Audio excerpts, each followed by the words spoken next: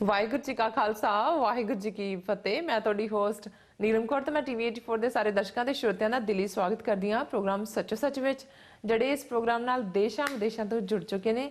Khalistan affair centre ਦੇ ਸੰਚਾਲਕ doctor Amarjit Singh ji ਰੋਜ਼ਾਨਾ ਦੀ ਤਰ੍ਹਾਂ ਸਟੂਡੀਓ ਵਿੱਚ ਮੇਰੇ ਨਾਲ ਸ਼ਾਮਲ ਨੇ। ਆਓ ਨਾ ਮਿਲ ਕੇ ਅੱਜ ਦੇ ਅਹਿਮ ਇਸ਼ੂਜ਼ ਉੱਪਰ ਗੱਲਬਾਤ ਕਰਦੇ ਹਾਂ। जी डॉक्टर साहब वाहिगुरू जी का खालसा वाहिगुरू जी की फतेह। जी डॉक्टर साहब ਤੁਹਾਡਾ ਨਿੱਘਾ ਸਵਾਗਤ ਹੈ ਪ੍ਰੋਗਰਾਮ ਸੱਚੋ ਸੱਚ ਵਿੱਚ। ਬਹੁਤ ਸ਼ੁਕਰੀਆ ਜੀ ਡਾਕਟਰ ਸਾਹਿਬ, ਅੱਜ 16 ਮਈ 2017 2 ਜੇਠ ਨਾਨਕਸ਼ਾਹੀ ਸੰਮਤ 549 ਦਾ ਦਿਨ ਹੈ ਤੇ ਡਾਕਟਰ ਸਾਹਿਬ ਪ੍ਰੋਗਰਾਮ ਸ਼ੁਰੂ ਕਰਨ ਤੋਂ ਪਹਿਲਾਂ ਅਸੀਂ ਆਪਣੇ ਦਰਸ਼ਕਾਂ ਦੀ ਜਾਣਕਾਰੀ ਦੱਸ ਦੇਣਾ ਚਾਹੁੰਦੇ ਹਾਂ। ਜੇ ਤੁਸੀਂ ਹੱਕ ਸੱਚ ਇਨਸਾਫ ਤੇ ਪੈਰਾ ਦਿਨ ਦਾ ਇੱਕੋ ਇੱਕ ਚੈਨਲ ਦੇਖਣਾ ਚਾਹੁੰਦੇ ਹੋ ਤਾਂ ਤੁਸੀਂ ਦੇਖ ਸਕਦੇ ਹੋ ਟੀਵੀ 84 ਨੂੰ, Spectrum cable, RCN cable, Bell 5 cable in Canada, roku, Jadoo box, ਸ਼ਾਵਾ, ਫੇਸਬੁੱਕ, ਗਲੋਬਲ ਸੀਪੀਐਨ ਦੀ ਐਪ ਰਾਹੀਂ, ਟੀਵੀ 84 ਦੀ ਐਪ ਰਾਹੀਂ ਆਨਲਾਈਨ ਸਟ੍ਰੀਮਿੰਗ ਤੁਸੀਂ ਟੀਵੀ 84 ਨੂੰ ਦੇਖ ਸਕਦੇ ਹੋ। ਜੀ ਡਾਕਟਰ ਸਾਹਿਬ, ਕੀ ਕਹਿਣਾ ਚਾਹੋਗੇ ਤੁਸੀਂ ਅੱਜ ਦੇ ਪਹਿਲੇ ਇਸ਼ੂ ਬਾਰੇ? ਦੇਖੋ, ਅੱਜ ਕਿਸੇ ਖਬਰ ਨੂੰ ਆਧਾਰ ਬਣਾ ਕੇ ਗੱਲ ਕਰਨ ਦੀ ਬਜਾਏ ਜਿਹੜਾ ਇਸ਼ੂ ਮੈਂ ਓਪਨਿੰਗ ਸੈਗਮੈਂਟ 'ਚ ਡਿਸਕਸ ਕਰਾਂਗਾ ਜੀ, ਉਹ ਜਦੋਂ ਅਸੀਂ ਅਮਰੀਕਾ ਜਾਂ ਯੂਰਪ ਜਾਂ ਦੁਨੀਆ ਭਰ 'ਚ ਜਿੱਥੇ ਸਾਊਥ ਏਸ਼ੀਆ ਦੇ ਲੋਕ ਵਸਦੇ ਨੇ, ਸਿੱਖ, ਮੁਸਲਮਾਨ, ਹਿੰਦੂ, ਈਸਾਈ ਜਾਂ ਦੂਸਰੇ, ਇੱਕ ਸ਼ਿਕਾਇਤ ਅਕਸਰ ਅਸੀਂ ਕਰਦੇ ਹਾਂ ਕਿ ਜੀ ਗੋਰਿਆਂ ਦੇ ਵਿੱਚ ਨਸਲਵਾਦ ਹੈ ਜੀ, ਇਹ ਰੇਸਿਸਟ ਨੇ। ਔਰ ਇਹਦੇ 'ਚ ਕੋਈ ਸ਼ੱਕ ਨਹੀਂ ਹੈ ਕਿ ਇਹਨਾਂ ਮੁਲਕਾਂ 'ਚ ਸਲੇਵਰੀ ਵੀ ਰਹੀ, ਲੇਕਿਨ ਸਮਾਂ ਪਾ ਕੇ ਪੱਛਮੀ ਜਗਤ ਨੇ ਹੌਲੀ ਹੌਲੀ ਹੌਲੀ ਇਹਨਾਂ ਚੀਜ਼ਾਂ ਨੂੰ ਗੈਰ ਕਾਨੂੰਨੀ ਵੀ ਕਰਾਰ ਦਿੱਤਾ ਹੈ।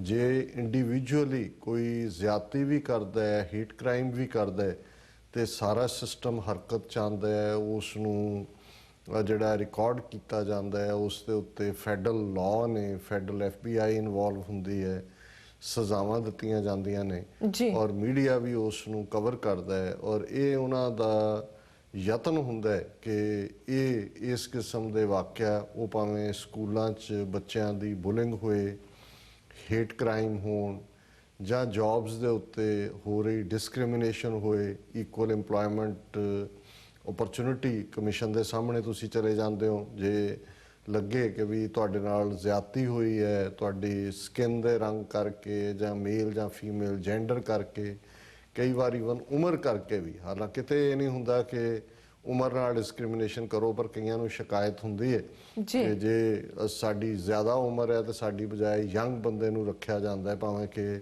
ਉਹਦੇ 'ਚ ਜਿਹੜਾ ਅਪਲਾਈਂਗ ਕ੍ਰਾਈਟੇਰੀਆ ਹੁੰਦਾ ਉਹਦੇ 'ਚ ਉਮਰ ਦਾ ਤਕਾਜ਼ਾ ਨਹੀਂ ਹੁੰਦਾ ਜੀ। ਸੋ ਇਹਨਾਂ ਸੁਸਾਇਟੀਜ਼ 'ਚ ਉਹ ਮੈਕੈਨਿਜ਼ਮ ਹੈ ਜਿਹਦੇ ਥੱਲੇ ਇਹਨਾਂ ਗੱਲਾਂ ਦੀ ਟੇਕ ਕੇਅਰ ਕੀਤੀ ਜਾਂਦੀ। ਬਿਲਕੁਲ। ਪਰ ਅਸੀਂ ਕਦੇ ਵੀ ਗੰਭੀਰਤਾ ਨਾਲ ਆਪਣੀ ਧਰਤੀ, ਆਪਣੇ ਐਟੀਚਿਊਡ ਜਿਹੜੇ ਇੱਥੇ ਵੀ ਤੇ ਉੱਥੇ ਵੀ, ਬਹੁਤ ਵਾਰ ਅਸੀਂ ਵਿਦਨ ਸਿੱਖ ਧਰਮ ਜ਼ਾਤ ਪਾਤ ਦੀ ਗੱਲ ਜ਼ਰੂਰ ਕਰਦੇ ਹਾਂ ਕਿ ਕਿਵੇਂ ਅਸੀਂ ਜ਼ਾਤ ਪਾਤੀ ਵਰਤਾਰਾ ਜਾਂ ਈਵਨ ਉਸ 'ਚੋਂ ਵੱਖਰੇ ਗੁਰਦੁਆਰੇ ਵੀ ਨਿਕਲ ਆਏ, ਪਰ ਕੁੱਲ ਮਿਲਾ ਕੇ ਉਹ ਸਾਊਥ ਏਸ਼ੀਅਨ ਸੁਸਾਇਟੀ ਜਿੱਥੇ 4000 ਸਾਲ ਦਾ ਬ੍ਰਾਹਮਣਵਾਦ ਦਾ ਇੰਪੈਕਟ ਰਿਹਾ, ਜਿਹਨੇ ਜ਼ਾਤ ਪਾਤੀ ਸਿਸਟਮ ਬਣਾਇਆ। ਹੁਣ ਭਾਵੇਂ ਅਸੀਂ ਜ਼ਾਤ ਪਾਤ ਸ਼ਬਦ ਕਾਮਨ ਬੰਦੇ ਦੀ ਸਮਝ ਲਈ ਜ਼ਿਆਦਾ ਇਸਤੇਮਾਲ ਕਰਦੇ, ਪਰ ਉਹਦੇ ਲਈ ਜਿਹੜਾ ਸ਼ਬਦ ਜਾਂ ਜਿਹੜਾ ਲਫ਼ਜ਼ ਓਰੀਜਨਲ ਹੈ ਉਹ ਹੈ ਵਰਣ ਆਸ਼ਰਮ। ਉਹਨੂੰ ਕਹਿੰਦੇ ਨੇ ਵਰਣ ਆਸ਼ਰਮ ਧਰਮ। ਹੁਣ ਵਰਣ ਰੰਗ ਨੂੰ ਕਹਿੰਦੇ ਨੇ ਸੰਸਕ੍ਰਿਤ 'ਚ। ਸੋ ਜਿਹੜੀ ਮੁੱਢਲੇ ਤੌਰ ਦੇ ਉੱਤੇ ਹੀ ਡਿਵੀਜ਼ਨ ਹੋਈ ਜਦੋਂ ਕਿ, ਕਿਉਂਕਿ ਐਰੀਅਨਸ ਦੇ ਨਾਲ, ਜਿਹਨਾਂ ਨੂੰ ਆਰੀਅਨ ਕਿਹਾ ਜਾਂਦਾ ਹੈ ਜਾਂ ਆਰੀਆ ਸਮਾਜ ਜਿਨ੍ਹਾਂ ਦੀ ਜਮਾਤ ਦਿਆਨੰਦ ਨੇ ਬਣਾਈ, ਜਦੋਂ ਇਹ ਆਏ, ਇਹਨਾਂ ਨੇ ਜਿਹੜੇ ਉੱਥੋਂ ਦੇ ਮੂਲ ਨਿਵਾਸੀ ਲੋਕ ਸਨ ਜਿਨ੍ਹਾਂ ਦੇ ਵਿੱਚ ਦਰਾਵੜ ਸੱਭਿਅਤਾ ਜਿਹਨੂੰ ਕਹਿੰਦੇ ਨੇ, ਇੰਡਸ ਵੈਲੀ ਸਿਵਲਾਈਜੇਸ਼ਨ, ਸਿੰਧੂ ਘਾਟੀ ਕੀ ਸੱਭਿਅਤਾ, ਜਿਹੜੇ ਅੱਜ ਬਹੁਤ ਸਾਰੇ ਦਰਾਵੜ ਮੂਲ ਦੇ ਲੋਕ ਸਾਨੂੰ ਤਾਮਿਲ, ਕਰਨਾਟਕਾ, ਆਂਧਰਾ ਔਰ ਕੇਰਲਾ ਦੇ ਵਿੱਚ ਮਿਲਦੇ ਨੇ, ਕਾਲਾ ਰੰਗ, ਛੋਟੇ ਕੱਦ ਔਰ ਇੱਕ ਖਾਸ ਤਰ੍ਹਾਂ ਦੇ ਉਹਨਾਂ ਦੇ ਫੀਚਰ। ਸੋ ਆਰੀਅਨਸ ਨੇ, ਔਰ ਇਹ ਸਾਰੇ ਲੋਕ ਕਦੇ ਇਸ ਧਰਤੀ ਤੇ ਵਸਦੇ ਸਨ, ਸਾਡੇ ਪੰਜਾਬ ਦੀ, ਅਫਗਾਨਿਸਤਾਨ ਦਾ ਕੁਛ ਜਾਂ ਪਾਕਿਸਤਾਨੀ ਪੰਜਾਬ ਵਾਲੇ ਹਿੱਸੇ 'ਚ, ਕਿਉਂਕਿ ਤਕਸ਼ਲਾ, ਨਲੰਦਾ ਜਿਹੜੀਆਂ ਯੂਨੀਵਰਸਿਟੀਆਂ ਉਸ ਜ਼ਮਾਨੇ 'ਚ ਸੀ, ਤਕਸ਼ਲਾ ਰਾਵਲਪਿੰਡੀ ਦੇ ਨੇੜੇ ਹੈ, ਨਲੰਦਾ ਬਿਹਾਰ ਦੇ ਵਿੱਚ ਹੈ ਜੀ। ਸੋ ਕੁੱਲ ਮਿਲਾ ਕੇ ਜਦੋਂ ਆਰੀਅਨਸ ਨੇ, ਜਿਨ੍ਹਾਂ ਦੇ ਕੋਲ ਜ਼ਿਆਦਾ ਚੰਗੇ ਹਥਿਆਰ ਸੀ, ਲੇਕਿਨ ਦਰਾਵੜ ਸੱਭਿਅਤਾ ਬੜੀ ਜਿਹੜੀ ਹੈ ਐਡਵਾਂਸਡ ਸੱਭਿਅਤਾ ਸੀ, ਸੋ ਉਹਨਾਂ ਨੇ ਜਦੋਂ ਇੱਥੇ ਆਰੀਅਨਸ ਨੇ ਕਬਜ਼ਾ ਕੀਤਾ ਤੇ ਫਿਰ ਉਹਨਾਂ ਨੂੰ ਜਿਹੜੇ ਇੱਥੋਂ ਦੇ ਮੂਲ ਨਿਵਾਸੀ ਸੀ ਜਾਂ ਆਦੀਵਾਸੀ ਸੀ, ਉਹਨਾਂ ਨੂੰ ਸ਼ੂਦਰ ਬਣਾਇਆ। ਔਰ ਜਿਹੜਾ ਜ਼ਾਤ ਪਾਤੀ ਸਿਸਟਮ 'ਚ ਕਸ਼ਤਰੀਆ ਵੈਸ਼ ਜਿਹੜੀਆਂ ਦੋ ਵਿਚਕਾਰਲੀਆਂ ਵਰਣ ਨੇ, ਇਹ ਤਾਂ ਬਾਅਦ ਦੇ ਵਿੱਚ ਆਏ।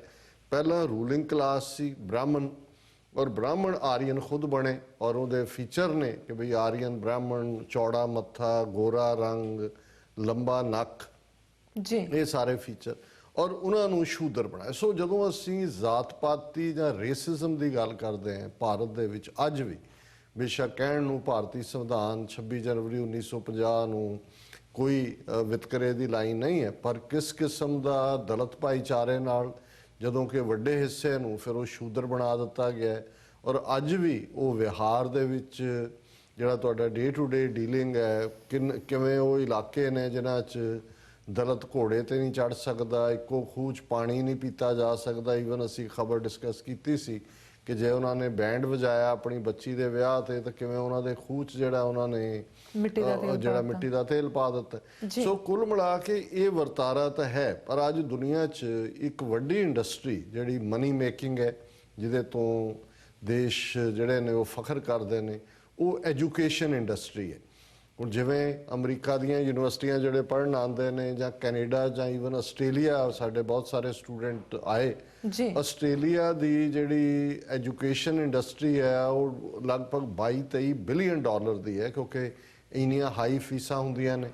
ਇੱਥੇ ਵੀ ਤੁਸੀਂ ਜਦੋਂ ਦੇਖਦੇ ਹੋ ਕਿ ਵੀ ਜਿਹੜੇ ਇੱਥੋਂ ਦੇ ਰੈਜ਼ੀਡੈਂਟ ਹੁੰਦੇ ਨੇ, ਅਮਰੀਕਨ ਸਿਟੀਜ਼ਨ ਜਾਂ ਗ੍ਰੀਨ ਕਾਰਡ ਹੋਲਡਰ, ਉਹਨਾਂ ਦੀਆਂ ਬਹੁਤ ਘੱਟ ਫੀਸਾਂ ਹੁੰਦੀਆਂ। ਫੋਰਨ ਸਟੂਡੈਂਟਸ, ਫੋਰਨ ਸਟੱਡੀਜ਼ ਬਹੁਤ ਮਹਿੰਗੀਆਂ ਹੁੰਦੀਆਂ ਨੇ।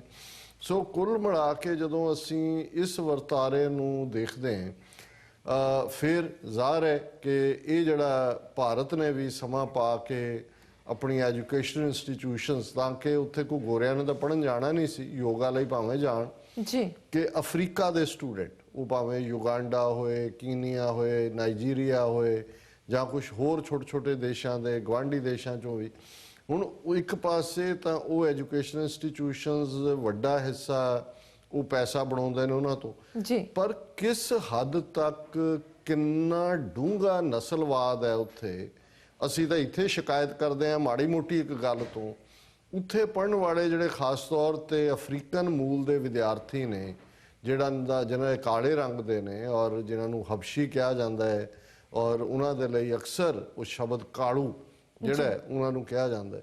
ਹੁਣ ਉਹਨਾਂ ਦੇ ਨਾਲ ਕੀ ਸਲੂਕ ਹੁੰਦਾ ਹੈ? ਪਿਛਲੇ ਦਿਨਾਂ ਦੀਆਂ ਕਈ ਖਬਰਾਂ ਆਈਆਂ ਕਿ ਕਿਵੇਂ ਨੋਇਡਾ ਦੇ ਵਿੱਚ ਨਾਈਜੀਰੀਅਨ ਸਟੂਡੈਂਟ, ਉਹਨਾਂ ਦੇ ਘਰਾਂ ਤੇ ਪੁਲਿਸ ਛਾਪੇ ਮਾਰਦੀ ਹੈ ਜੀ ਤੁਸੀਂ ਡਰੱਗਸ ਵੇਚਦੇ ਹੋ, ਤੁਸੀਂ ਹੋਰ ਇਮੋਰਲ ਧੰਦੇ ਕਰਦੇ ਹੋ, ਬਦ ਅਖਲਾਕੀ ਕਰਦੇ ਹੋ। ਫਿਰ ਉਹ ਜਦੋਂ ਕਈ ਵਾਰੀ ਬਾਜ਼ਾਰ 'ਚ ਜਾਂਦੇ ਨੇ, ਦੂਜੇ ਲੋਕ ਉਹਨਾਂ ਤੇ ਹਮਲੇ ਕਰਦੇ ਨੇ, ਮਾਲਕ ਮਕਾਨ ਉਹਨਾਂ ਤੋਂ ਕਈ ਗੁਣਾ ਜ਼ਿਆਦਾ ਕਿਰਾਇਆ ਚਾਰਜ ਕਰਦੇ ਨੇ, ਕਈ ਉਹਨਾਂ ਨੂੰ ਮਕਾਨ ਦਿੰਦੇ ਹੀ ਨਹੀਂ। ਔਰ ਉਹਨਾਂ ਦਾ ਕਿਸ ਕਿਸਮ ਦਾ ਐਕਸਪੀਰੀਅੰਸ ਹੈ। ਔਰ ਜਦੋਂ ਇਹ ਨੋਇਡਾ ਵਾਲੀ ਘਟਨਾ ਹੋਈ, ਸੋ ਅਫਰੀਕਨ ਕੰਟੀਨੈਂਟ ਦੇ ਜਿਹੜੇ 50 ਦੇ ਨੇੜੇ ਤੇੜੇ ਦੇਸ਼ ਨੇ, ਦੂਸਰੇ ਵੀ ਗੁਆਂਢ ਦੇ ਵਿੱਚ ਵੀ ਜਿਹੜੇ ਦੇਸ਼ਾਂ ਦੇ, ਉਹਨਾਂ ਨੇ ਇਹਦੇ ਤੇ ਪ੍ਰੋਟੈਸਟ ਵੀ ਕੀਤਾ, ਔਰ ਇੰਡੀਅਨ ਗਵਰਨਮੈਂਟ ਨੇ ਡਿਨਾਈ ਕੀਤਾ। ਉਹਨਾਂ ਨੇ ਕਿਹਾ ਜੀ ਨਹੀਂ ਨਹੀਂ, ਇਹ ਇੰਡੀਵਿਜੂਅਲ ਘਟਨਾ ਹੈ, ਕੋਈ ਐਸਾ ਬਿਲਟ ਇਨ ਨਹੀਂ ਹੈ ਕਿ ਵੀ ਇੱਥੇ। ਹਾਲਾਂਕਿ ਹੁਣ ਜਦੋਂ ਜਨੀਵਾ ਦੇ ਵਿੱਚ ਪੀਰੀਓਡਿਕਲ ਰਿਵਿਊ ਹੋਇਆ ਇੰਡੀਆ ਦੇ ਹਿਊਮਨ ਰਾਈਟਸ ਰੈਕੋਰਡ ਦਾ, ਨਾਈਜੀਰੀਆ ਔਰ ਦੂਸਰੇ ਮੁਲਕਾਂ ਦੇ ਜਿਹੜੇ ਐਂਬੈਸਡਰ ਨੇ ਉਹਨਾਂ ਨੇ ਇਸ਼ੂ ਲਿਆਂਦਾ ਉੱਥੇ, ਉਹਨਾਂ ਦੇ ਨੁਮਾਇੰਦਿਆਂ ਨੇ, ਕਿ ਭਾਰਤ ਦੇ ਵਿੱਚ ਸਾਡੇ ਵਿਦਿਆਰਥੀਆਂ ਦੇ ਨਾਲ ਜਿਹੜਾ ਉਹ ਨਸਲ ਭੇਦ ਹੁੰਦਾ। ਹਿੰਦੁਸਤਾਨ ਟਾਈਮਸ ਨੇ ਇੱਕ ਕਾਲਮ ਸ਼ੁਰੂ ਕੀਤਾ ਕਿ ਜਿਹਦੇ 'ਚ ਕਿ ਵੀ ਉੱਥੇ ਕੀ ਐਕਸਪੀਰੀਅੰਸ ਹੁੰਦਾ ਬਾਹਰਲਿਆਂ ਨੂੰ ਆ ਕੇ, ਕਿ ਰੇਸਿਜ਼ਮ ਹੈ ਨਹੀਂ ਹੈ।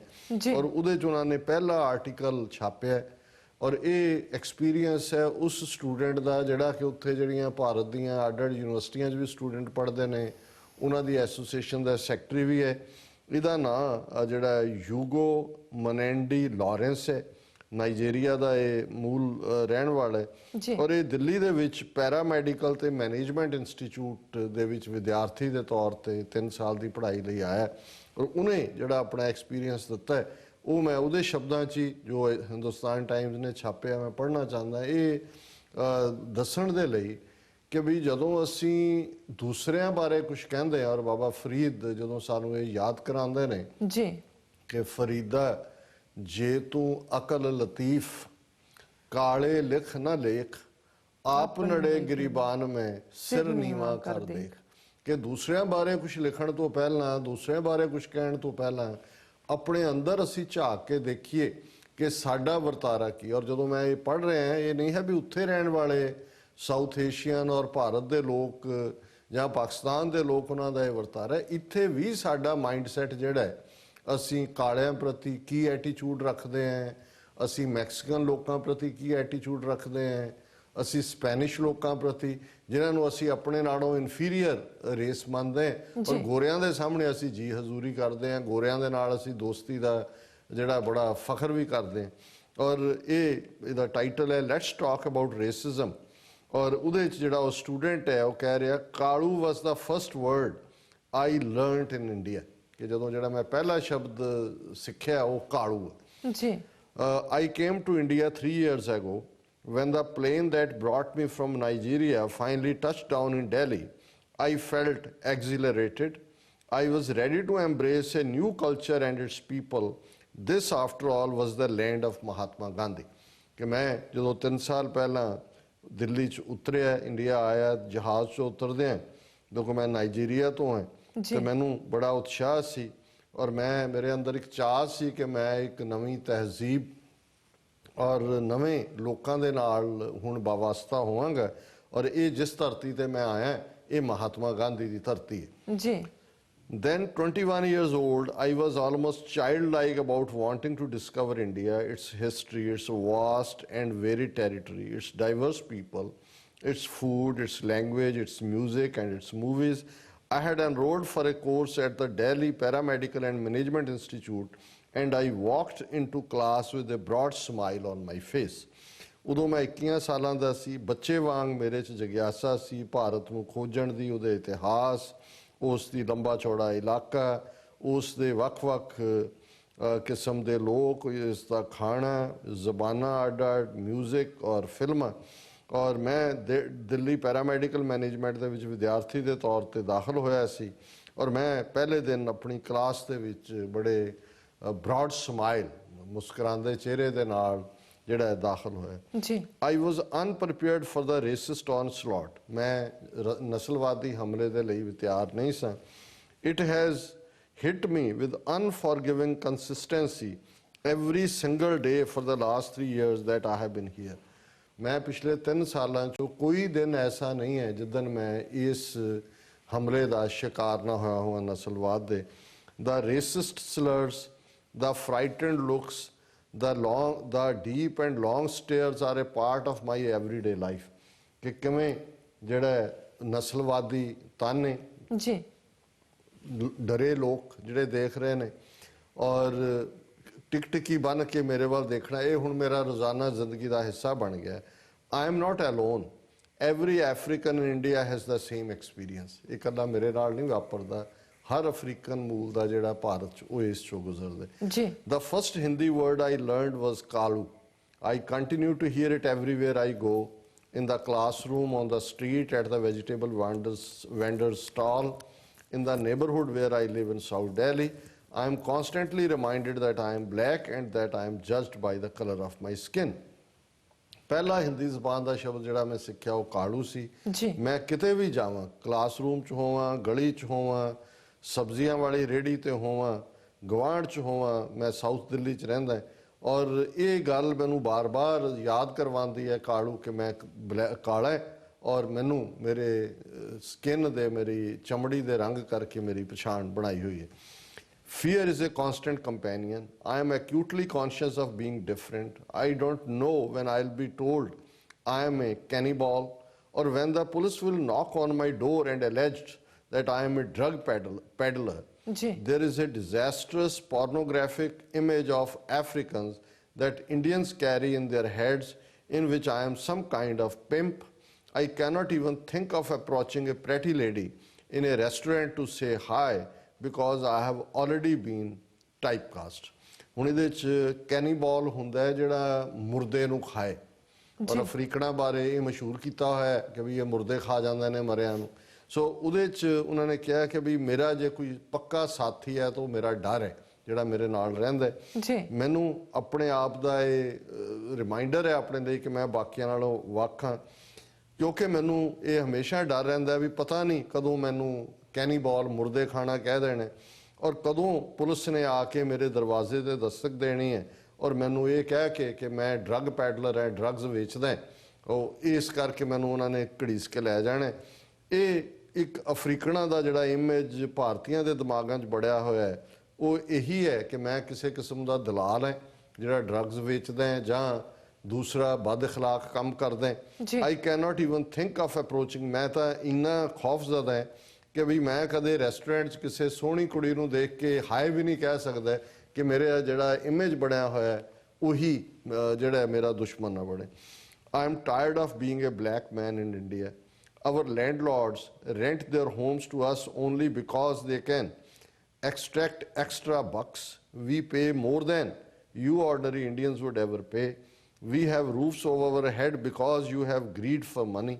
When we pay the monthly rent, the landlord meets us at the door or at some distance from his home.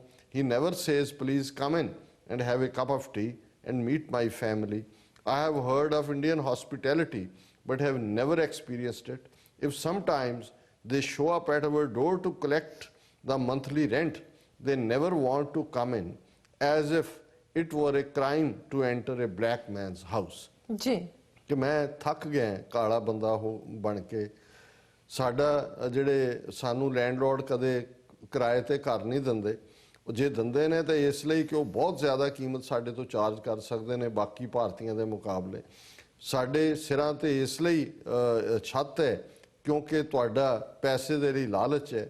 ਔਰ ਅਸੀਂ ਜਦੋਂ ਮੰਥਲੀ ਰੈਂਟ ਦਿੰਦੇ ਆ ਲੈਂਡਲੋਰਡ ਨੂੰ, ਉਹ ਸਾਨੂੰ ਦਰਵਾਜ਼ੇ ਤੋਂ ਹੀ ਜਿਹੜਾ ਵਾਪਸ ਮੋੜ ਦਿੰਦਾ, ਨਾ ਉਹ ਖੁਦ ਅੰਦਰ ਆਉਂਦਾ ਨਾ ਸਾਨੂੰ ਕਹਿੰਦਾ ਕਿ ਭਾਈ ਅੰਦਰ ਆਓ। ਵੀ ਅਸੀਂ ਤਾਂ ਸੁਣਿਆ ਸੀ ਕਿ ਭਾਰਤੀ ਬੜੇ ਮੇਜ਼ਬਾਨ ਨੇ, ਹਸਪੀਟੇਬਲ ਨੇ, ਪਰ ਇੱਥੇ ਸਾਡਾ ਐਕਸਪੀਰੀਅੰਸ ਜਿਹੜਾ ਉਹ ਇਵੇਂ ਹੈ ਜਿਵੇਂ ਉਹਨਾਂ ਨੂੰ ਲੱਗਦਾ ਹੈ ਵੀ ਜੇ ਕਾਲੇ ਬੰਦੇ ਦੇ ਕਮਰੇ 'ਚ ਐਂਟਰ ਕਰ ਗਏ ਤਾਂ ਕੋਈ ਗੁਨਾਹ ਹੋ ਜਾਏਗਾ। Your police have failed us. We are routinely attacked, even killed, like a Congolese student was last year. I have learned the art of retreating for fear of being hit, and that takes a psychological toll. I continuously ask myself questions of why I can't lead a normal life in India, and the answer is traumatic. It is because you see me as a black. ਤੁਹਾਡੀ police ਵੀ ਸਾਡੇ ਨਾਲ ਉਹੀ ਕੁਝ ਕਰਦੀ ਹੈ ਔਰ ਸਾਡੇ ਤੇ ਲਗਾਤਾਰ ਹਮਲੇ ਹੁੰਦੇ ਨੇ। ਜਿਵੇਂ ਕਿ ਕਾਂਗੋਲੀਸ ਇੱਕ ਵਿਦਿਆਰਥੀ ਪਿਛਲੇ ਸਾਲ ਮਾਰਿਆ ਗਿਆ ਸੀ। ਹੁਣ ਤਾਂ ਮੈਂ ਜਿਹੜਾ ਡਰ ਦੇ ਨਾਲ ਪਿੱਛੇ ਹਟ ਜਾਂਦਾ ਔਰ ਇਹਦਾ ਮੇਰੇ ਤੇ ਬੜਾ ਮਾੜਾ ਮਨੋਵਿਗਿਆਨਕ ਅਸਰ ਹੋ ਰਿਹਾ ਔਰ ਮੈਂ ਆਪਣੇ ਆਪ ਨੂੰ ਪੁੱਛਦਾ ਹਾਂ ਕਿ ਵੀ ਮੈਂ ਕਿਉਂ ਇੱਕ ਆਮ ਬੰਦੇ ਵਾਂਗ ਭਾਰਤ ਦੇ ਵਿੱਚ ਜ਼ਿੰਦਗੀ ਨਹੀਂ ਜੀ ਸਕਦਾ। ਤੇ ਮੈਨੂੰ ਇਹ ਜਵਾਬ ਮਿਲਦਾ ਕਿਉਂਕਿ ਮੈਂ ਇੱਕ ਕਾਲਾ ਜੀ। ਯੋਰ ਗਵਰਨਮੈਂਟ ਹੈਜ਼ ਫੇਲਡ ਅਸ, ਤੁਹਾਡੀ ਹਕੂਮਤ ਨੇ ਵੀ ਸਾਡੇ ਨਾਲ ਜਿਹੜਾ ਉਹ ਇਨਸਾਫ ਨਹੀਂ ਕੀਤਾ। I am the university coordinator for the Association of African Students in India. We decided to protest at Delhi's Jantar Mantar last year after the Congolese student was bludgeoned to death. The association soon started getting calls from Ministry of External Affairs, who appealed to us to call off the protest. The ministry wanted a closed-door meeting and said a dialogue was more important than a protest. We agreed and urged the ministry to undertake a campaign to actively fight against the prevailing stereotypes. ਔਰ ਪਿਛਲੇ ਸਾਲ ਉਹਨੇ ਕਿਹਾ ਵੀ ਮੈਂ association of African students ਦਾ coordinator ਵੀ ਹਾਂ ਜੀ। ਅਸੀਂ ਜਦੋਂ ਸਟੂਡੈਂਟ ਕਾਂਗੋਲੀਜ਼ ਮਾਰਿਆ ਗਿਆ ਦਿੱਲੀ ਦੇ ਜੰਤਰ ਮੰਤਰ ਰੋਡ ਤੇ ਪ੍ਰੋਟੈਸਟ ਕਰਨਾ ਚਾਹੁੰਦੇ ਸੀ, ਪਰ ਭਾਰਤ ਦੇ ਵਿਦੇਸ਼ ਮੰਤਰਾਲੇ ਨੇ ਸਾਨੂੰ ਬਾਰ-ਬਾਰ ਕਾਲਾਂ ਕਰਕੇ ਕਿਹਾ ਵੀ ਅਸੀਂ ਪ੍ਰੋਟੈਸਟ ਜਿਹੜਾ ਉਹ ਰੱਦ ਕਰ ਦਈਏ ਔਰ ਕਲੋਜ਼ ਡੋਰ ਮੀਟਿੰਗ ਕਰੀਏ। ਔਰ ਉਹਨਾਂ ਨੇ ਕਿਹਾ ਜੀ ਇੱਕ ਡਾਇਲੌਗ ਜ਼ਿਆਦਾ ਇੰਪੋਰਟੈਂਟ ਹੈ ਪ੍ਰੋਟੈਸਟ ਨਾਲੋਂ ਜੀ। ਅਸੀਂ ਮਿਲੇ, ਪ੍ਰੋਟੈਸਟ ਅਸੀਂ ਕੈਂਸਲ ਕਰਤਾ ਔਰ ਹੁਣ ਅੱਗੇ ਕੀ ਹੋਇਆ, the hatred for our skin colour is part of the Indian subconscious. ਇਹ ਹੈ ਜਦੋਂ ਮੈਂ ਵਰਨ ਆਸ਼ਰਮ ਤੋਂ ਗੱਲ ਸ਼ੁਰੂ ਕੀਤੀ ਕਿ ਸਾਡੇ ਰੰਗ ਦੇ ਲਈ ਜਿਹੜੀ ਨਫ਼ਰਤ ਹੈ ਉਹ ਭਾਰਤੀਆਂ ਦੇ ਗੁਪਤ ਜ਼ਿਹਨ ਦੇ ਵਿੱਚ ਸਬਕੌਂਸ਼ੀਅਸ ਮਾਈਂਡ, ਜਿਹਨੂੰ ਅਸੀਂ ਅਰਧ ਚੇਤਨ ਮਨ ਜਾਂ ਅਵਚੇਤਨ ਮਨ ਕਹਿੰਦੇ ਹਾਂ, ਉਹਦੇ ਵਿੱਚ ਭਰੀ ਹੋਈ ਹੈ। ਉਹਦੇ ਵਿੱਚ ਕੋਈ ਸ਼ੱਕ ਨਹੀਂ ਹੈ ਕਿ ਇਹ ਹੈ ਜਦੋਂ ਅਸੀਂ ਕਲਚਰ ਦਾ ਜਾਂ ਬ੍ਰਾਹਮਣਵਾਦ ਦਾ ਜਾਂ 4000 ਸਾਲ ਦੇ ਵਰਨ ਆਸ਼ਰਮ ਦੇ ਪ੍ਰਭਾਵ ਦੀ ਗੱਲ ਕਰਦੇ ਹਾਂ, ਸਾਡੇ 'ਚ ਭਰਿਆ ਹੋਇਆ ਕਿ ਗੋਰਾ ਰੰਗ, ਚਿੱਟਾ ਰੰਗ ਸੁਪੀਰੀਅਰ ਹੈ, ਕਾਲਾ ਰੰਗ ਮਾੜਾ ਹੈ। ਔਰ ਉਹ ਜਿਹੜੀ ਅਸੀਂ ਔਰ ਇਸੇ ਤਰ੍ਹਾਂ ਅਸੀਂ, ਇਹ ਤਾਂ ਬਾਹਰਲੇ ਨੇ, ਅਸੀਂ ਜਿਨ੍ਹਾਂ ਨੂੰ ਦਲਿਤ ਬਣਾਇਆ 4000 ਸਾਲ ਤੋਂ ਉਹਨਾਂ ਨਾਲ ਕੀ ਸਲੂਕ ਕਰਦੇ ਉਹ ਅਕਸਰ ਸਟੋਰੀਜ਼ ਅਸੀਂ ਡਿਸਕਸ ਕਰਦੇ। ਪਰ ਇੱਕ ਇੰਪੋਰਟੈਂਟ ਸੀ ਕਿ ਇੱਕ ਕਿੱਥੇ ਜਦੋਂ ਗਾਂਧੀ ਨੂੰ ਜੇ ਸਾਊਥ ਅਫਰੀਕਾ 18 ਸਾਲ ਰਿਹਾ, ਉੱਥੇ ਉਹਨੇ ਜਿਹਾਦ ਕੀਤਾ, ਅੰਗਰੇਜ਼ਾਂ ਦੇ ਖਿਲਾਫ ਕੀਤਾ, ਨਸਲਵਾਦ ਦੇ ਖਿਲਾਫ ਕੀਤਾ। ਅਸੀਂ ਸੁਸਾਇਟੀ, ਯੋਗਾ, ਬਰਾਬਰੀ, ਸਰਵੇ ਭਵੰਤੂ ਨਿਰਾਮਿਆ, ਸਰਵੇ ਸੰਤੂ ਸੁਖ ਨੇ, ਸਾਰੇ ਸੁਖੀ ਹੋਣ, ਇਹ ਜਿਹੜੇ ਫਰਾਡ ਕਰਦੇ ਨੇ ਔਰ ਆਪਣੇ ਆਪ ਨੂੰ ਬੜਾ, ਉਹ ਸਾਰਿਆਂ ਨੂੰ ਹਕੀਕਤ ਕੀ ਹੈ ਔਰ ਇਹਦੇ ਤੋਂ ਅਸੀਂ ਵੀ ਬਰੀ ਨਹੀਂ ਹੁੰਦੇ। ਔਰ ਮੈਂ ਇਸ ਲਈ ਇਸ ਟੌਪਿਕ ਨੂੰ ਚੁਣਿਆ ਕਿ ਅਸੀਂ ਵੀ ਜਦੋਂ ਆਪਣੇ ਬੱਚਿਆਂ ਨੂੰ ਜਾਂ ਆਪਣੇ ਖੁਦ ਡੀਲ ਕਰਾਉਂਦੇ ਹਾਂ, ਫਿਰ ਅਸੀਂ ਦੇਖੀਏ ਵੀ ਇੱਥੇ ਤਾਂ ਅਸੀਂ ਸ਼ਿਕਾਇਤ ਕਰਦੇ ਹਾਂ ਜੀ ਹਿੱਟ ਕ੍ਰਾਈਮ ਹੋ ਗਿਆ, ਇਹ ਕਰ ਰਿਹਾ, ਫਿਰ ਕੰਪੇਅਰ ਕਰੀਏ ਕਿ ਅਸੀਂ ਕੀ ਕਰਦੇ, ਸਾਡੀ ਜ਼ਹਿਨੀਅਤ ਕੀ ਹੈ। The hatred for our skin color is part of Indian subconscious. We need a sustained campaign. Yet in a year since we met with External Affairs Ministry officials, I haven't seen billboards saying Africans are our brothers. I haven't seen any advertisement on television telling the Indian people that we are not cannibals. Indians have been known to perform human sacrifice, but we don't call you cannibals. ਇਹ ਉਹਨੇ, ਕਿਉਂਕਿ ਨਰ ਬਲੀ ਹਿੰਦੂਆਂ ਦਾ ਜਿਹੜਾ ਤਾਂਤਰਿਕਵਾਦ ਹੈ, ਜਿਹਦੇ 'ਚ ਕਿ ਰਜਾਇਆ ਜਾਂਦਾ ਹੈ, ਇਨਸਾਨ ਦੀ ਬਲੀ ਦਿੱਤੀ ਜਾਂਦੀ ਸੀ, ਬੰਦੇ ਨੂੰ ਜਿਉਂਦੇ ਨੂੰ ਕੁਰਬਾਨ ਕੀਤਾ, ਉੱਥੋਂ ਹੀ ਸ਼ਬਦ ਆਇਆ ਬਲੀ ਦੇਣਾ ਜੀ, ਕਿ ਵੀ ਦੇਵਤੇ ਨੂੰ ਖੁਸ਼ ਕਰਨ ਲਈ। ਉਹਨੇ ਕਿਹਾ ਜੀ ਤੁਸੀਂ ਤਾਂ ਦਿੰਦੇ ਰਹੇ ਹੋ, ਪਰ ਅਸੀਂ ਤੁਹਾਨੂੰ ਨਹੀਂ ਕਿਹਾ ਵੀ ਤੁਸੀਂ ਬਲੀ ਦੇਣ ਵਾਲੇ ਔਰ ਮੁਰਦੇ ਖਾਣ ਵਾਲੇ ਹੋ। ਤੁਸੀਂ ਸਾਨੂੰ ਔਰ ਅਸੀਂ ਭਾਵੇਂ ਮਿਨਿਸਟਰੀ ਨੂੰ ਮਿਲੇ, 1 ਸਾਲ ਬੀਤ ਗਿਆ, ਕੋਈ ਉਹਨਾਂ ਨੇ ਬਿਲ ਬੋਰਡ ਜਾਂ ਕੋਈ ਐਡਵਰਟਾਈਜ਼ਮੈਂਟ ਨਹੀਂ ਦਿੱਤੀਆਂ ਵੀ ਅਫਰੀਕਨ ਸਾਡੇ ਭਰਾ ਨੇ ਔਰ ਇਹ ਕੋਈ ਇਸ ਕਿਸਮ ਦੇ ਜਿਹੜੇ ਨੇ ਉਹ ਕ੍ਰਿਮੀਨਲ ਨਹੀਂ ਨੇ ਜੀ। Why are crimes against us not given due consideration under the law? ਕਾਨੂੰਨ ਦੇ ਥੱਲੇ ਵੀ ਜਿਹੜੇ ਸਾਡੇ ਖਿਲਾਫ ਜਿਹੜੇ ਨੇ ਕ੍ਰਾਈਮ ਹੁੰਦੇ, ਉਹਨਾਂ ਨੂੰ ਕਿਉਂ ਕੋਈ ਜਿਹੜਾ ਉਹਦੀ ਪੈਰਵਾਈ ਨਹੀਂ ਹੁੰਦੀ। It is surprising and saddening that so many of India's educated elite don't even know that Africa is a continent. ਉਹਨੇ ਕਿਹਾ ਜੀ ਹੋਰ ਵੀ ਦੁੱਖ ਵਾਲੀ ਗੱਲ ਹੈ ਕਿ ਜਿਹੜੇ ਪੜ੍ਹੇ ਲਿਖੇ ਨੇ, ਆਪਣੇ ਆਪ ਨੂੰ ਬੜੇ ਐਲੀਤ ਕਮਾਉਣ ਵਾਲੇ, ਬਹੁਤਿਆਂ ਨੂੰ ਇਹ ਵੀ ਨਹੀਂ ਪਤਾ ਕਿ ਅਫਰੀਕਾ ਵੀ ਦੁਨੀਆ ਦਾ ਕੋਈ ਜਿਹੜਾ ਮਹਾਂਦੀਪ ਹੈ, ਕੋਈ ਕੰਟੀਨੈਂਟ ਹੈ ਜੀ। In universities we are told not to fight with Indians. They laugh at us and gang up against us, but it is always presumed that we are in the wrong. It seems never to have occurred to the colleges to tell Indian students not to provoke or taunt us. African women are constantly asked what their price is, but they are forced to keep quiet, just like I hold my tongue each time I am called a Kadu. It hurts like hell, but I have to learn to live with it. ਉਹਨਾਂ ਨੇ ਕਿਹਾ ਜੀ ਯੂਨੀਵਰਸਿਟੀਆਂ 'ਚ ਸਾਨੂੰ ਸਾਡੇ ਐਮਬੈਸੀਆਂ ਔਰ ਦੂਜੇ ਵਾਲੇ ਸਿਖਾਉਂਦੇ ਨੇ ਜੀ ਇੰਡੀਅਨਸ ਨਾਲ ਲੜਨਾ ਨਹੀਂ, ਪਰ ਕਿਸੇ ਨੇ ਕਦੇ ਉਹਨਾਂ ਨੂੰ ਨਹੀਂ ਕਿਹਾ ਵੀ ਤੁਸੀਂ ਇੱਦਾਂ ਦੀਆਂ ਹਰਕਤਾਂ ਨਾ ਕਰੋ ਕਿ ਅਸੀਂ ਭੜਕੀਏ। ਜਿਹੜੀਆਂ ਸਾਡੀਆਂ ਅਫਰੀਕਨ ਕੁੜੀਆਂ ਪੜ੍ਹਦੀਆਂ ਨੇ, ਉਹਨਾਂ ਨੂੰ ਅਕਸਰ ਪੁੱਛਿਆ ਜਾਂਦਾ ਵੀ ਤੁਹਾਡਾ ਭਾਅ ਕੀ ਹੈ ਜੀ, ਔਰ ਸਾਨੂੰ ਇੱਦਾਂ ਦੇ ਮੌਕਿਆਂ ਤੇ ਮੈਂ ਮਜਬੂਰ ਹੁੰਦਾ ਚੁੱਪ ਰਹਿਣ ਦੇ ਲਈ, ਔਰ ਮੈਂ ਬਹੁਤ ਵਾਰੀ ਮੈਨੂੰ ਕਾੜੂ ਦਾ ਜਿਹੜਾ ਸੁਣਨਾ ਪੈਂਦਾ। ਇਹ ਇਵੇਂ ਹੀ ਹੈ ਜਿਵੇਂ ਮੈਂ ਨਰਕ 'ਚ ਰਹਿ ਰਿਹਾ, ਭਾਰਤ 'ਚ ਰਹਿਣਾ ਇਵੇਂ ਹੀ ਹੈ ਜਿਵੇਂ ਨਰਕਾਂ 'ਚ ਰਹਿਣਾ। The association has chapters across states and I get constant calls. One state is not more racist than any other. The bias runs deep.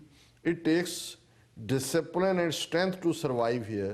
I have often felt like leaving, but I have told myself not to judge an entire society. The painful truth, however, is that I have not been able to make friends in India. The male students mock us and the women are afraid of speaking to us. I have been living a monk's life for 3 years. No girl is willing to date me. ਉਹਨੇ ਕਿਹਾ ਵੀ ਜਿਹੜੀ ਸਾਡੀ association ਹੈ ਉਹਦੇ ਭਾਰਤ ਭਰ ਦੇ ਵਿੱਚ chapter ਨੇ, ਔਰ ਹਰ ਸਟੇਟ ਇੱਕ ਦੂਜੇ ਨਾਲੋਂ ਵੱਧ ਕੇ ਨਸਲਵਾਦੀ ਹੈ ਜੀ, ਔਰ ਇਹ ਜਿਹੜਾ ਸਾਡੇ ਖਿਲਾਫ ਵਿਤਕਰਾ ਹੈ ਬੜਾ ਡੂੰਘਾ ਰਨ ਹੁੰਦਾ ਹੈ। ਇਹ ਭਾਰਤ ਦੇ ਵਿੱਚ ਰਹਿਣ ਲਈ ਤੁਸੀਂ ਬਹੁਤ ਹਿੰਮਤ ਔਰ ਡਿਸਪਲਿਨ ਦੇ ਨਾਲ ਹੀ ਜੀ ਸਕਦੇ ਹੋ।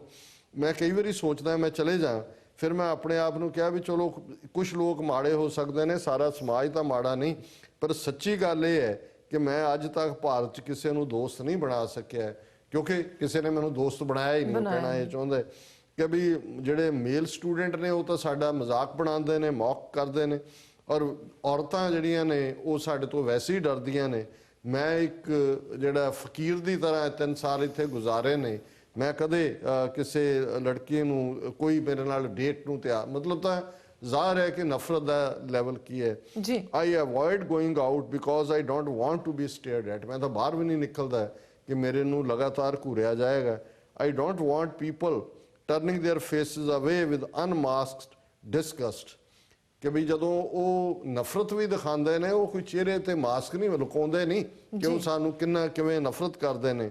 I am always thinking about not offending others and about staying safe. ਮੈਂ ਹਮੇਸ਼ਾ ਕੋਸ਼ਿਸ਼ ਕਰਦਾ ਕਿ ਮੈਂ ਸੁਰੱਖਿਅਤ ਰਹਾਂ, ਕਿਸੇ ਨੂੰ ਮੈਂ offend ਨਾ ਕਰਾਂ। Each time I hear of an attack on an African, I think tomorrow it may be my turn। ਕਿ ਜਦੋਂ ਮੈਂ ਸੁਣਦਾ ਕਿ ਅਫਰੀਕਨ ਤੇ ਹਮਲਾ ਹੋਇਆ ਮੈਨੂੰ ਲੱਗਦਾ ਵੀ ਕੱਲ ਮੇਰੀ ਵਾਰੀ ਹੋਏਗੀ।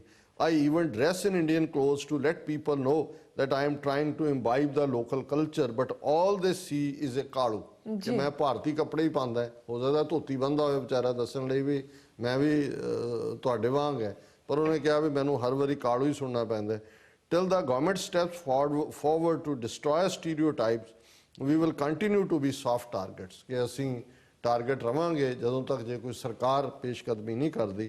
ਨੇ ਐਂਡ ਕੀਤਾ I would not advise Nigerian students to come to India. What memories will I carry back home? I can only say I'll be relieved. I hope I can erase some of the pain। ਉਹਨੇ ਕਿਹਾ ਜੀ ਮੈਂ ਆਪਣੇ ਮੁਲਕ ਦੇ ਵਿਦਿਆਰਥੀਆਂ ਨੂੰ ਇਹੀ ਸਲਾਹ ਦਿਆਂਗਾ ਕਿ ਵੀ ਭਾਰਤ ਬਿਲਕੁਲ ਆਉਣ ਦਾ ਨਾ ਸੋਚੋ। ਮੈਂ ਹੁਣ ਵਾਪਸ ਜਾ ਰਿਹਾ ਉਹਦਾ 3 ਸਾਲ ਪੂਰੇ, ਮੈਂ ਕੀ ਯਾਦਾਂ ਲੈ ਕੇ ਜਾ ਰਿਹਾ। ਮੈਂ ਇਹੀ ਕਹਿ ਸਕਦਾ ਕਿ ਵੀ ਮੈਂ ਆਪਣੇ ਆਪ ਨੂੰ ਹੁਣ ਬੜਾ ਸੁਰਖਰੂ ਮਹਿਸੂਸ ਕਰਦਾ ਇੱਥੋਂ ਨਿਕਲ ਕੇ, ਔਰ ਮੈਂ ਇਹ ਆਸ ਕਰਦਾ ਕਿ ਇਹ ਜਿਹੜੀਆਂ ਮਾੜੀਆਂ ਯਾਦਾਂ ਜਿਹਨੇ ਮਨੋਵਿਗਿਆਨਕ ਤੌਰ ਤੇ ਮੈਨੂੰ ਪ੍ਰਭਾਵਿਤ ਕੀਤਾ ਮੈਂ ਇਹਨਾਂ ਤੋਂ ਛੁਟਕਾਰਾ ਪਾ ਸਕਾਂ, ਕੁਛ ਇਹਨਾਂ ਚੋਂ ਮੈਂ ਮਿਟਾ ਸਕਾਂ। ਸੋ ਇਹ ਭਾਰਤ ਮਨੁੱਖਤਾ ਹਾਂ ਔਰ ਸਾਡਾ ਵੀ ਐਟੀਟਿਊਡ, ਮੈਂ ਇਹਦੇ ਚ ਬਰੀ ਨਹੀਂ ਕਰਦਾ ਆਪਣੇ ਆਪ ਨੂੰ ਵੀ ਔਰ ਆਪਣੇ ਸਮਾਜ ਜਾਂ ਆਪਣੇ ਭਾਈਚਾਰੇ ਨੂੰ ਵੀ ਕਿ ਵੀ ਇਹ ਸਾਡੀ ਜਿਹੜੀ ਨਸਲਵਾਦੀ ਸੋਚ ਹੈ। ਹੁਣ ਕਿੱਥੇ ਤਾਂ ਉੱਥੋਂ ਦਾ ਜਿਹੜਾ ਸਿੱਖ ਸੱਭਿਆਚਾਰ ਹੈ ਉਹਨੇ ਬਰਾਬਰੀ ਦਿੱਤੀ, ਅਸੀਂ ਤਾਂ ਆਪਣਿਆਂ ਨੂੰ ਨਹੀਂ ਗੱਲ ਨਾਲ ਲਾਉਣ ਨੂੰ ਤਿਆਰ। ਔਰ ਇਹ ਜਿਹੜਾ ਹੁਣ ਇਹਦਾ ਤੁਸੀਂ ਕੰਪੇਅਰ ਕਰ ਲਓ ਕਿ ਜਦੋਂ ਇੱਥੇ ਜੇ 7-8 ਲੱਖ ਸਿੱਖ ਰਹਿੰਦੇ ਨੇ, ਕੋਈ ਸਾਲ 'ਚ 500-600 ਹੇਟ ਕ੍ਰਾਈਮ ਜਿਹੜੇ ਰਿਕਾਰਡ ਹੁੰਦੇ ਨੇ, ਇੱਥੇ ਜਿੰਨੇ ਹੁੰਦੇ ਨੇ ਇਹ ਤਾਂ ਇਨ ਥਾਊਜ਼ੈਂਡਸ ਹਰ ਕੋਈ ਫੇਸ ਕਰਦੇ ਜੀ। ਲੇਕਿਨ ਅਸੀਂ ਇੱਥੋਂ ਬਾਰੇ ਕਹਿੰਦੇ ਉਹਨਾਂ ਦਾ ਮੀਡੀਆ ਕਿੰਨੀਆਂ ਖਬਰਾਂ ਬਣਾ ਕੇ ਲਾਏਗਾ ਕਿ ਸਿੱਖ ਨਾਲ ਉੱਥੇ ਇਹ ਹੋਇਆ, ਫਲਾਣੇ ਨਾਲ ਇਹ ਹੋਇਆ, ਇੰਡੀਆ ਨਾਲ ਇਹ ਹੋਇਆ। ਮੋਦੀ ਫੋਨ ਚੁੱਕ ਕੇ ਕਾਲ ਕਰੇਗਾ ਕਿ ਜੀ ਇੰਡੀਆ ਨਾਲ ਇੱਥੇ ਇਹ ਹੋ ਗਿਆ, ਸਿੱਖ ਬਾਰੇ ਨਹੀਂ ਕਰਦੇ। ਤੇ ਤੁਸੀਂ ਪਹਿਲਾਂ ਆਪਣਾ ਹਾਲ ਦੇਖ ਲਓ ਕਿ ਵੀ ਕੀ ਹੈਗਾ। ਸੋ ਇੱਕ ਹੋਰ ਸੀ ਇਹਦੇ ਨਾਲ ਬਟ ਸਮਾਂ ਹੋ ਗਿਆ।